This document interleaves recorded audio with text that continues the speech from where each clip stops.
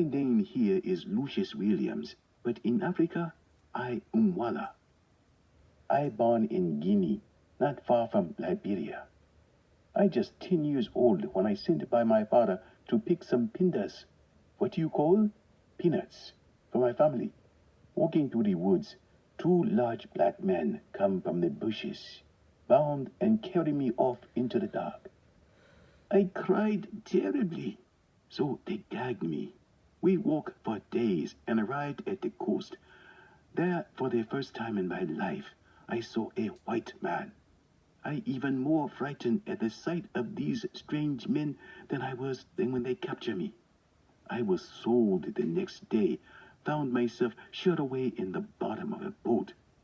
The voyage over had many untold terrors. The ship met a great storm, and for days the hold was fastened up, and many of my companions died from the sick air. The conditions were so horrifying. Death often seemed better than our sufferings. There were a number of men so furious with anger, they had to be kept in chains. I was kept by the Lamar family until the war. Now I live in the lower part of Aiken County near Savannah River. I am not lonesome here. Many of my countrymen from my old home live near to me, over on Senator Ben Tillman's place. We often met and share stories of our dreams of home. The dancing here is very much like in Africa. The songs too. When I hear several voices singing in the field together, it carries my thoughts across the ocean to my old home and to the memories of my youth. Over my head, I hear music in the air. There must be a God somewhere.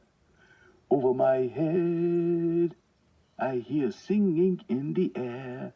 There must be a God somewhere. I feel like a motherless child.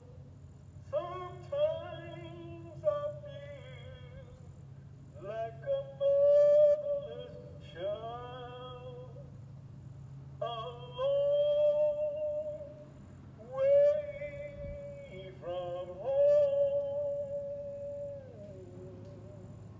Sometimes I feel like a motherless child. Sometimes I feel like a motherless child. Sometimes I feel like a motherless child, a long way from home. Everybody gather around. We're going to tell you a true story about them flying Africans from Georgia. And the story goes a little bit like this.